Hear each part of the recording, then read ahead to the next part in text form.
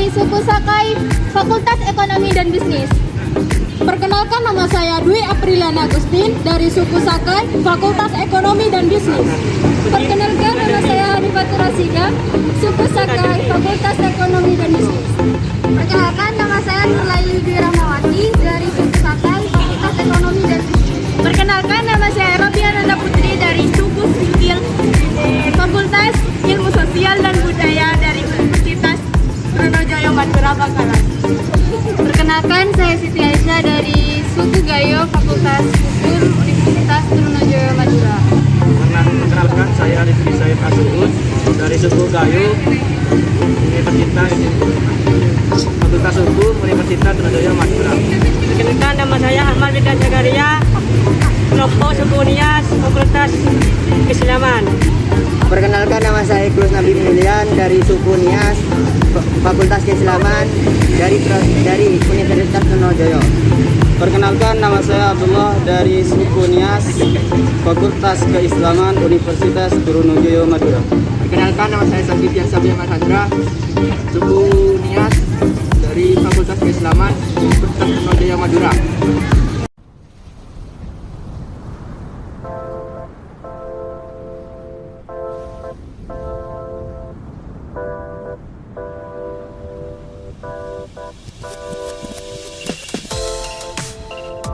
Sejarah pembangunan Masjid Agung Bangkalan tidak bisa dipisahkan dari sejarah Madura dan Kota Bangkalan. Bermula dari masa pemerintahan Cakraningrat IV yang melawan kepada Belanda, kemudian ditangkap Belanda dan diasingkan ke Afrika Selatan. Cakraningrat IV diasingkan ke Afrika Selatan, tepatnya di Robben Island. Robben Island terkenal di dunia internasional sebagai pulau penjara tahanan politik masa penjajahan Belanda. Di sini terdapat suatu makam yang sangat dihormati, dan pada makam itu tertulis The Grave of Sheikh Matura, the first man who reading the Holy Quran in the South Africa. Artinya, makam Syekh Madura, orang pertama yang membaca ayat suci Al-Quran di Afrika Selatan. Makam tersebut yaitu makam Cakraningrat IV. Beliau telah melanjutkan perjuangan dalam menegakkan agama Islam walaupun dalam pengasingan. Beliaulah yang pertama kali membacakan dan mengenalkan Al-Quran di Afrika Selatan. Cakraningrat IV mendapat penghargaan dari pemerintah Afrika Selatan dan sampai sekarang makam tersebut dipelihara dengan baik dan menjadi tujuan wisata religi dan sejarah. Pemerintahan digantikan oleh Panembahan Cakraningrat V. Pada tahun 1747, Panembahan Cakraningrat V memindahkan ibu kota kerajaan dari Sembilangan ke Bangkalan. Dalam membangun ibu kota kerajaan tersebut, terdapat 3 bangunan utama yang dibangun, yaitu masjid, keraton, dan paseban. Masjid ini pertama kali dibangun memang diperuntukkan untuk keluarga kerajaan. Baru pada pemerintahan Sultan Raden Abdul Qadirun pada 10 April 1819 dibuka untuk umum. Pada saat itu dilakukan pemancangan tiang agung, pemugaran, dan pelebaran masjid. Ada sebuah legenda yang menarik disampaikan oleh masyarakat setempat. Waktu perluasan masjid, Sultan memerintahkan untuk mencari kayu 4 batang kayu jati untuk dijadikan tiang agung masjid tersebut. 4 kayu jati tersebut harus mempunyai ukuran besar yang sama dan panjang yang sama yang telah ditentukan. Setelah dikumpulkan, ternyata satu kayu tidak mempunyai panjang yang lebih pendek walaupun besarnya sama. Seorang ulama yang juga ahli membuat keris yang bernama Empu Bajraguna memandikan kayu tersebut dan membungkusnya dengan kain putih dan diarak keliling kota. Setelah kain dibuka, kayu tersebut bertambah tingginya dan digunakan sebagai tiang utama masjid. Masjid Agung Bangkalan sudah beberapa kali mengalami renovasi. Namun demikian masih terlihat bentuk asli bangunan tersebut. Bangunan berbentuk persegi dengan atap limas bersusun atau tumpeng 2 tumpukan yang mengerucut ke satu titik pada bagian puncaknya. Bangunan ini mempunyai tambahan di bagian sisinya berupa serambi. Pada bagian interior, setelah melewati serambi, terlihat keindahan interior dengan dominasi kayu dan ukiran. Terdapat 4 pilar utama dan 12 pilar pendukung yang menopang struktur bangunan bagian atas. Pada setiap pilar dihiasi oleh ornamen ukiran yang penuh mulai dari bawah sampai ke atas. Susunan struktur bangunan atasnya semua terbuat dari kayu. Begitu juga dengan plafon yang terbuat dari kayu. Bangunan utama ini tidak dicat dan kelihatan alami dengan dominasi warna khas kayu coklat kemerahan.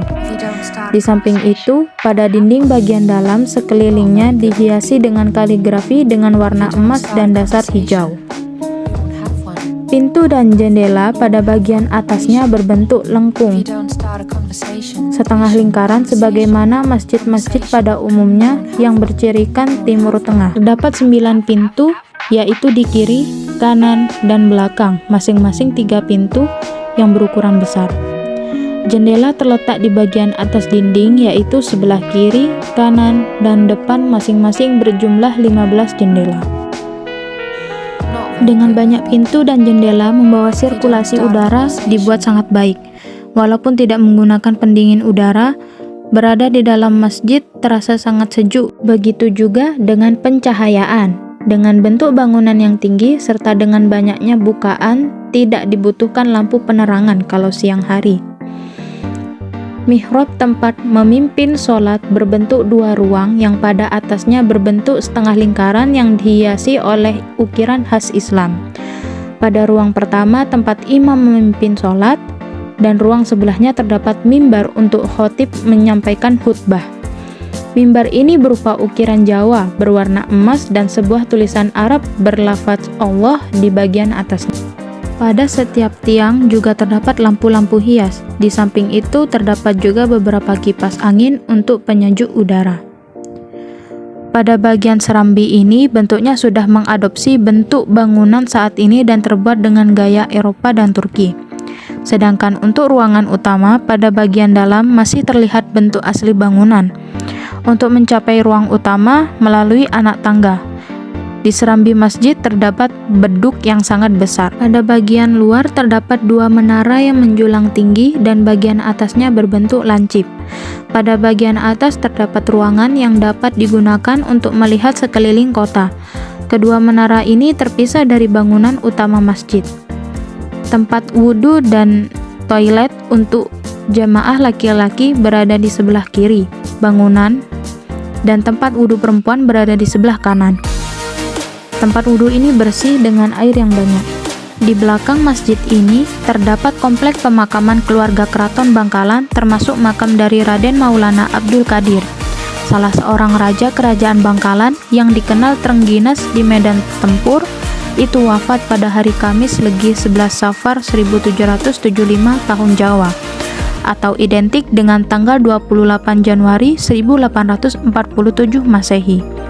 Jasad beliau disemayamkan di sebuah cungkup ukuran besar dengan konstruksi dan seni arsitektur bangunan bernuansa perpaduan Eropa atau Belanda dan Islam. Beliau adalah sultan yang membangun masjid ini, pertama kali menjadi masjid untuk masyarakat umum.